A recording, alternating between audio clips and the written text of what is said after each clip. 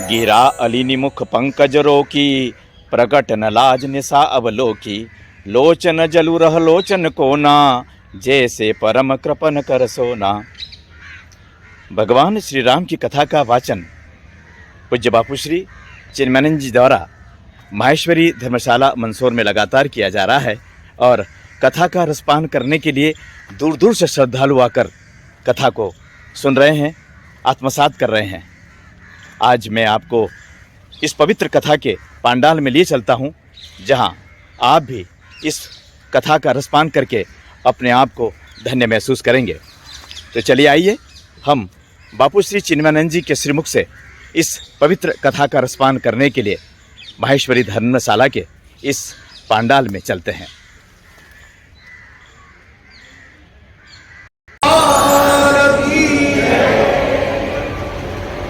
ये नशा कितने घरों को बर्बाद किया है साहब। आधी रात को बड़े भाई इधर आए, कहां जा रहा है?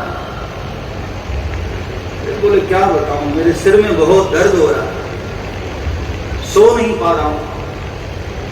किसी डॉक्टर की तलाश में जा रहा हूं कि शायद कोई हॉस्पिटल खुला हो, कोई क्लिनिक खुला हो। तो कहते हैं वो शराबी बहुत हंसा, ठहाका मारकर हंसा। अरे बोले सिर दर्द हो रहा है, डॉक्टर के पास क्यों जा रहा है? तो जेब से बोतल निकाली, ये ले, सिर पर डाल दे, सिर दर्द खत्म।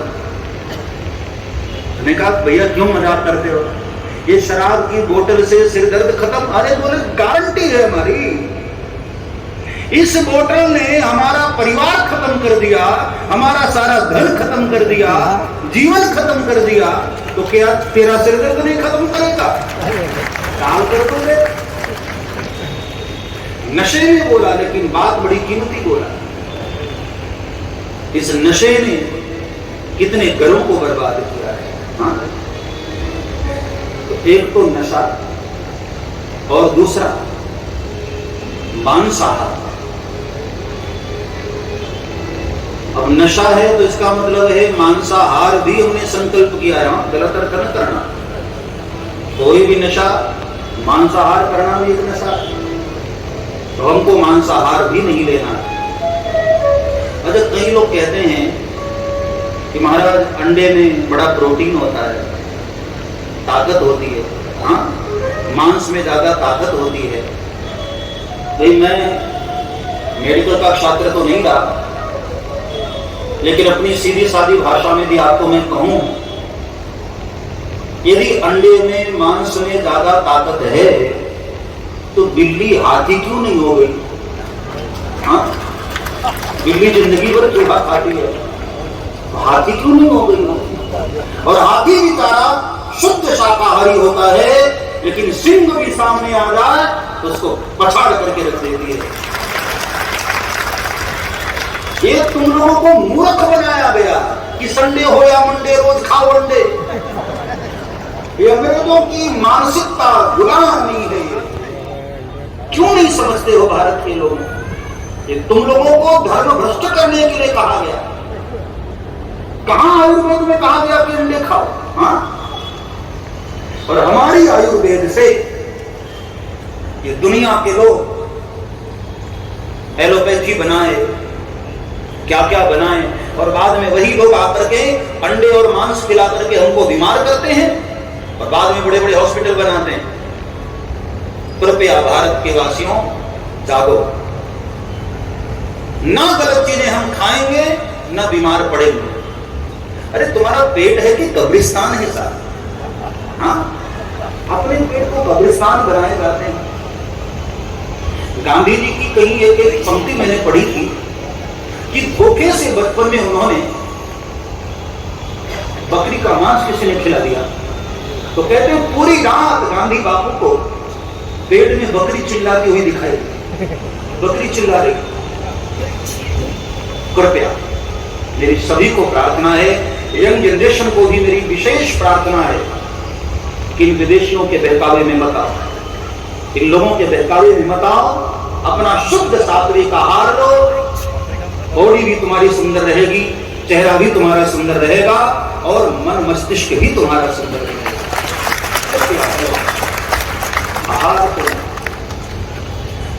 को बताए कि मांस खाने से जिंदगी भर कोई व्यक्ति स्वस्थ रह गया, मांसाहार करने वाले लोग भयंकर बीमारियों के शिकार होते हैं। इसलिए शुद्ध सात्विक आहार। मेरी प्रार्थना है व्यासपीठ से, आप सभी को मैं एक ही दक्षिणा मांगता हूं भैया। ये दक्षिणा में आप अपनी बुराइयां हमको दे दो, व्यासपीठ के समक्ष छोड़ करके दाओ, संकल्प लेकर, ताकि फिर कभी आपके प्लेट में सामने आए ना तो आपको चिन्मयानंद बापू नजर आएंगे कि मैंने उनको वचन दिया था, संकल्प किया था।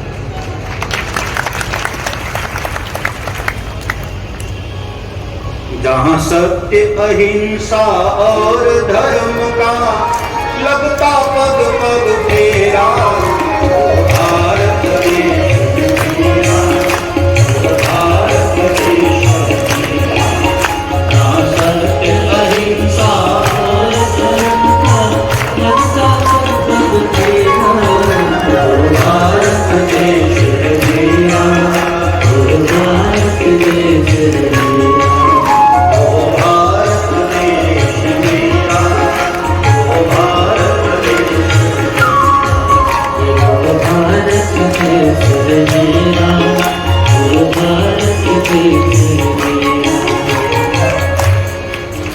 देखो, हम सभी का सपना है कि हमारा भारत विश्व गुरु बने। तो विश्व गुरु केवल अकेले मोदी जी के चाह लेने से नहीं होगा। हम सभी भारतवासियों का एक कर्तव्य है कि हम लोग संकल्प लें और अपने समाज को अच्छा बनाएं, तब हमारा भारत अपने आप अच्छा हो जाएगा। भारत विश्व गुरु बने और उसमें एक एक व्यक्ति का सहयोग है। हम बदलेंगे, जमाना बदलेगा, ये सारी दुनिया बदलेगा, खुद में चेंजेस लाओ। कितना प्यारा देश है हमारा। हाँ, ये धरती जहाँ ऋषि मुनि जपते हरि नाम की माला, ये धरती जहाँ ऋषि मुनि जपते हरि नाम की माला। कितनी प्यारी धरती है भारतवर्ष की, जहाँ कल्प विनाश करके गंगा बहती है, जहाँ हरिनाम संकीर्तन होता है। आकर के देखो हमारे हरिद्वार में, अयोध्या में, ब्रज में, वृंदावन में सुबह सुबह आपकी नींद खुलेगी तो कहीं वेद के मंत्र सुनाई देते हैं, कहीं राधा नाम संकीर्तन सुनाई देता है। और लंदन की गलियों में निकल जाओ, मैंने तो वहां रात्रि की नाइट लाइफ भी देखी है। यदि नर्क देखना है धरती पर साक्षात, तो सैटरडे संडे लंदन की नाइट देखनी हो तो आप वहां निकल जाओ, साक्षात नर्क दिखाई देगा। और स्वर्ग देखना है तो आज राधाष्टमी है, जन्माष्टमी है, रामनवमी को अयोध्या जी चले जाओ, साक्षात स्वर्ग दिखाई देता है। जब से हमारे उत्तर प्रदेश का शासक एक महापुरुष आया है, अयोध्या जगमग हो उठी है। हाँ, कितने कितने दीपक जलते हैं वहां। ये धरती जहाँ ऋषि मुनि जपते हरि नाम की माला, ये धरती जहाँ ऋषि मुनि जपते हरि नाम की माला। जहाँ एक रायक मोहन है उनका एक माला, जहाँ एक रायक मोहन है उनका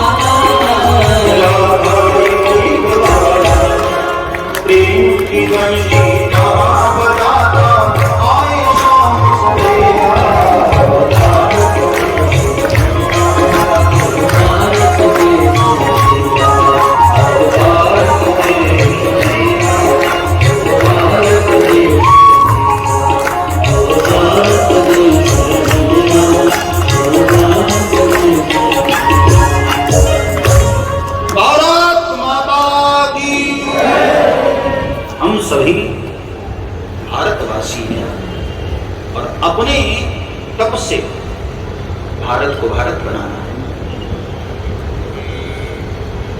ये हमारा निवेदन था। अब चलिए कथा की ओर प्रवेश करते हैं। इतनी देर में हमारे राम जी ने खूब विश्राम कर लिया। सुंदर सदन सुखर सब काला, हर काल में अनुकूल वातावरण था उस कक्ष में। रात्रि भगवान उसमें विश्राम करते हैं और दूसरे दिन प्रभु नगर देखने के लिए गए। लक्ष्मण जी के साथ भगवान नगर देखने के लिए जाते हैं और पूरे नगर का दर्शन जब कर रहे थे प्रभु, तो माताओं ने भगवान के ऊपर पुष्प की बारिश की। तो कहीं कहीं संत यहाँ अर्थ लगाते हैं कि फूल गिराकर माताओं ने भगवान को एक इशारा किया।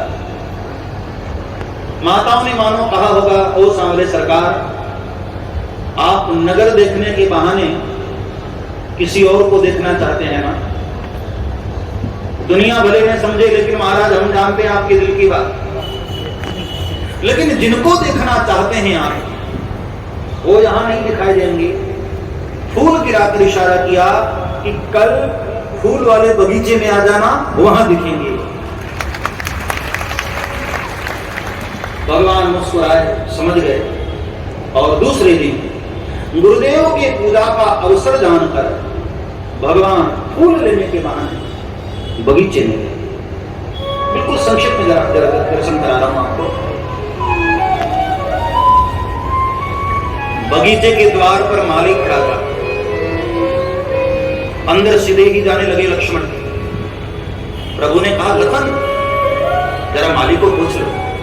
लखन ने कहा, पूछने की क्या जरूरत, मालिक की हिम्मत क्या है, क्या क्यों मना कर देगा? भगवान ने कहा, लखन यहां जरा विनम्रता से काम ले। लक्ष्मण जी समझ गए प्रभु का इशारा, माली को इजाजत लिया। माली बड़ा खुश हुआ कि प्रभु कल पूरे नगर ने आपका दर्शन किया, एक मैं बच गया था महाराज, अपनी ड्यूटी पर था ना। आज मुझे लगता है फूल लेने के बहाने इस सेवक को आप दर्शन देने के लिए पधारे हैं। प्रभु पधारिए, आपका बगीचा है, जहां से जो कुछ लेना हो आप ले लीजिए महाराज। और भगवान गुरु की सेवा के लिए खुद आगे बढ़े हैं। मतलब भगवान ने उपदेश दिया कि सेवा करवानी नहीं चाहिए, सेवा खुद करनी चाहिए। भगवान बगीचे में प्रवेश करते हैं। सुबह का समय, कुछ फूल तो खिले थे और कुछ जो सूर्य को देखकर खिलने वाले थे ना, आज जैसे ही सूर्यवंशी राम प्रवेश करते हैं तो सारे फूल जो नहीं खिले थे सब प्रभु को देख करके जल्दी जल्दी खिलने लगे कि कहीं हम चुप न जाए। और हमारे गुजराती शायर में बड़ी प्यारी शायरी थी, તમારા અહીં આજ પગલા થવાના,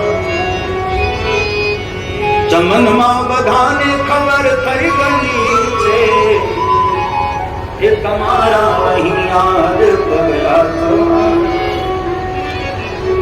हे मेरे सरकार, आपके कदम यहाँ पड़े तो पूरे बगीचे में सबको कानो कान खबर हो गई, मालिक साहब आए हैं। तो जैसे कोई बहुत बड़ा अधिकारी आए और पूरे नगर में अफरा तफरी मच जाती है ना, सब साफ सफाई होने लगती है, सब व्यवस्थित होने लगता है। बगीचे में भी मालिक आए हैं, ये सुनकर के सारे फूल, सारी डालियां सब इधर उधर होने लग गई। चमन मां बधाने खबर થઈ ગઈ છે તો ઝુકાવી ચ ગરદન વધી ડાળીઓ। भाई जब कोई बड़ा अधिकारी आता है तो छोटे अधिकारी को सैल्यूट करते हैं ना। यहां फूलों की डालियां सब झुक गई, फूलों की नीति नजर થઈ गई छे, फूलों की नजरें नीचे हो गई। तो कवि ने अपने दिल की बात कही। ये सब देखकर ऐसा लग रहा है, साधु कहूं तो वातावरण पर, साचू कहूं तो वातावरण पर प्रभु तुम्हारी नजरनी असर થઈ गई छे। ऐ मेरे मालिक, सच कहूं तो आज ऐसा लग रहा है ये फूलों की जो दशा हुई है आपके नजरों का कमाल हो गया, आपके नजरों का असर हो गया। और भगवान बगीचे में दो तार पुष्प अभी उतारे थे। इतने में पहली बार हमारी राम कथा में माता वैदेही का प्रवेश होता है। एक बार भाव और श्रद्धा से जय जयकार बोलिए वैदेही माता की, जनकपुर धाम की। तेहि अवसर सीता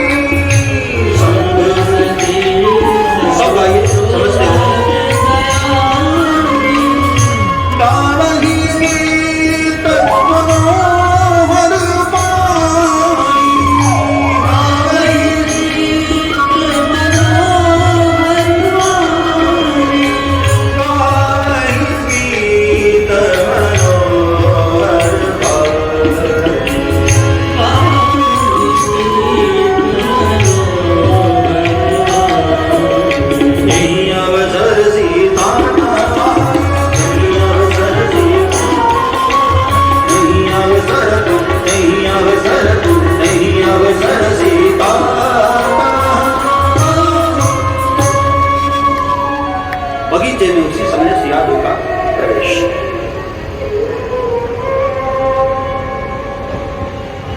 सीता जी आई हैं और बिल्कुल संक्षिप्त में आपको दर्शन कराऊं। रोज का नियम है माता का, अष्ट सखियों के साथ आती हैं। एक बीच में सरोवर है, उसमें स्नान करती हैं और सरोवर के ही बगल में गिरिजा भवानी का मंदिर है, वहां जाकर सखियों के साथ पूजन करते हैं। जिन बालिकाओं को, जिन बहनों को मनोरूप वर प्राप्त करना हो, उन्हें हमारी माँ वैदेही को फॉलो करना चाहिए, जो सीता जी ने किया। भाई सबकी इच्छा होती है ना कि मेरा पति कोई बढ़िया हीरो की तरह हो, हाँ? चाहती सभी है लेकिन पता चलता है लास्ट में मिल जाते हैं कोई रेखा।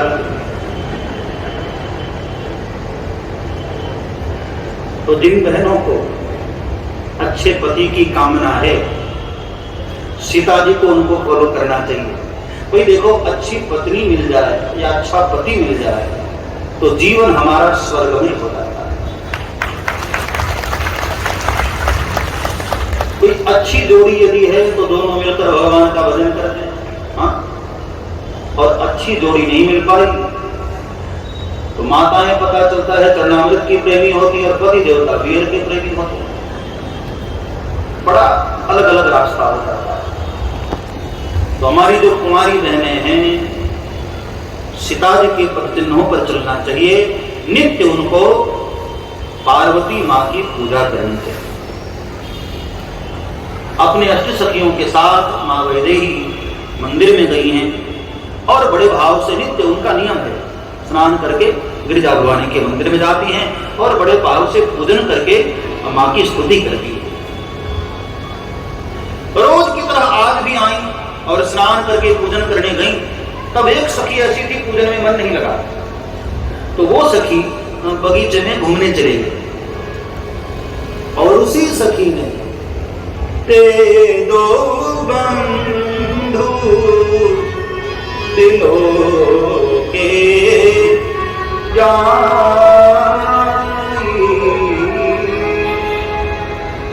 उसी में दोनों भाइयों को देखा।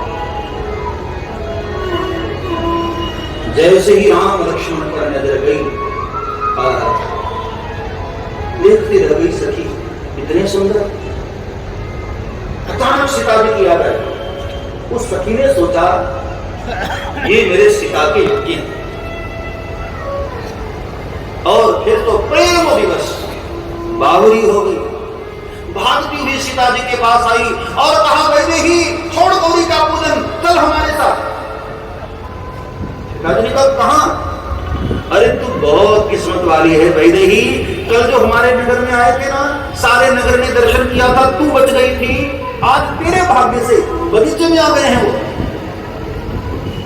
तो सीता जी ने कहा, ये तो नारियों का बगीचा है ना, यहां उनका प्रवेश कैसे? अरे बोले वो सब बातें बाद में करेंगे, पहले चल दर्शन कर ले उनका। एक बात देखो यहां समझने जैसी है, मंदिर में जो सखियां पूजा कर रही थी उनको भगवान नहीं मिले, बगीचे में जो चली गई सखी भगवान पहले उसको मिल गए। मतलब ये हुआ कि मंदिर वालों को भी कभी कभी भगवान बाद में मिलते हैं, पहले वन में तप करने वालों को ठाकुर पहले। इस सखी को पहले दर्शन हो गए। उस सखी ने कहा कि वैदेही, मैंने जिनको देखा है इतने सुंदर हैं वो, इसलिए मैं तो मेरी आंखों को धो रही हूं, अपने नैनों में उनको बिठाना है। सीता जी ने कहा, कुछ तो बता, कितने सुंदर है? तो सखी हंसने लगी, कैसे बताऊं वैदेही, आंखों ने देखा जरूर है पर आंखें बोल थोड़ी पाती, और मुंह बोल पाता है पर मुंह ने तो देखा ही नहीं, जिह्वा ने तो देखा ही नहीं। हाँ इतना कह सकती हूं